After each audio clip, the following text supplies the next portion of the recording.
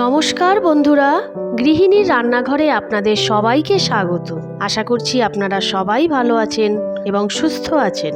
আজকে আমি খুবই পরিচিত এবং ট্র্যাডিশনাল একটি রান্না নিয়ে আপনাদের সামনে হাজির হয়েছি। আজকে আমি করব ইলিশ মাছের মাথা দিয়ে কচুর শাক। গরম ভাতের সাথে এই কচুর শাক খেতে অসাধারণ লাগে।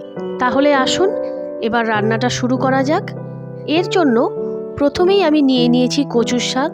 কচুর শাকগুলো আমি এরকম লম্বা লম্বা করে কেটে নিয়েছি এবং জলে ধুয়ে নিয়েছি। এবার আমি একটু গরম জলে কচুর শাকটা সেদ্ধ করে নিচ্ছি। এবার এই সেদ্ধ করে নেওয়া কচুর শাকটা আমি একটা ঝুড়ির মধ্যে দিয়ে এরকম হাতা দিয়ে চেপে চেপে সমস্ত জল বের করে দিচ্ছি।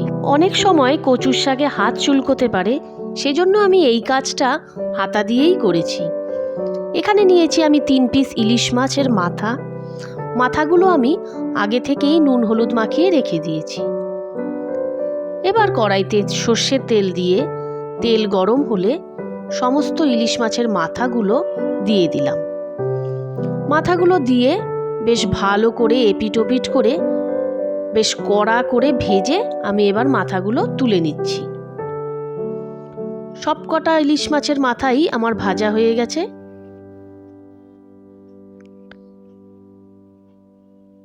সমস্ত মাথা দেখুন খুব কড়া করে আমি ভেজে আলাদা করে তুলে রেখে দিলাম।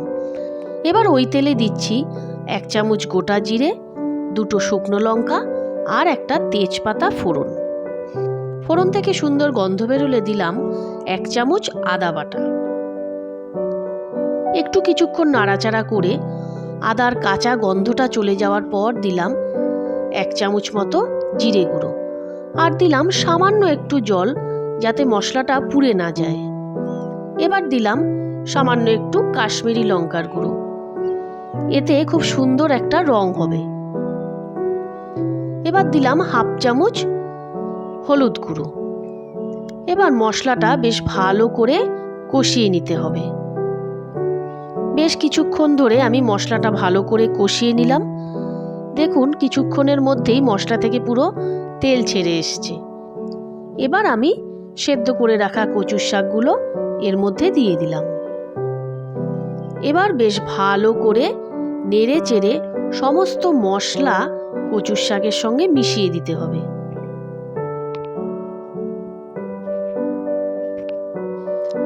কিছুক্ষণ পর আমি এর মধ্যে দিলাম পরিমাণ মতো লবণ আর দিচ্ছি 2টো চেরা কাঁচা লঙ্কা। কচুর শাকটা বেশ ভালোভাবে বেশ কিছুক্ষণ ধরে নাড়াচাড়া করতে হবে, যাতে কচুর শাকের মধ্যে যতটুকু পরিমাণ জল আছে সেটা যেন পুরো টেনে যায়। দেখুন বেশ কিছুক্ষণ আমি নাড়াচাড়া করেছি, অনেকটা জলই টেনে গেছে, তবে আরেকটু বাকি আছে। এবার এর মধ্যে আমি দেব 1 চামচ মতো চিনি। আরও কিছুক্ষণ নাড়াচাড়া করার পর আমি এর মধ্যে দিয়ে দিচ্ছি 1 চামচ চিনি।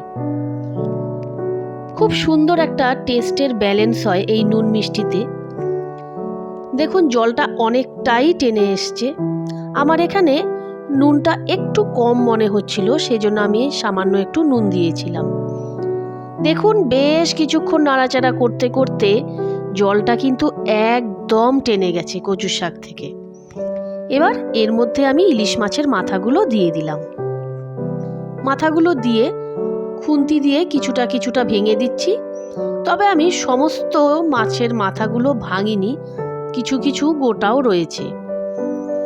আমাদের ইলিশ মাছের মাথা দিয়ে কচুর শাক তৈরি। গরম ভাতের সাথে খেতে অসাধারণ লাগে। রেসিপিটা কেমন লাগলো প্লিজ কমেন্টে জানাবেন। যদি ভালো লেগে থাকে তাহলে প্লিজ লাইক শেয়ার করে আমার পাশে থাকবেন এবং তার সাথে সাথে চ্যানেলটি সাবস্ক্রাইব করে দেওয়ার জন্য অনুরোধ রইল। চ্যানেলটি সাবস্ক্রাইব করার সাথে সাথে পাশে থাকা বেল বাটনটি প্লিজ প্রেস করে দেবেন, যাতে আমার পরের ভিডিওর নোটিফিকেশানগুলো খুব সহজেই পেয়ে যান। আজ তাহলে এ পর্যন্তই। এরপর আবার অন্য একটি রেসিপি নিয়ে আপনাদের সামনে হাজির হব। Thank you.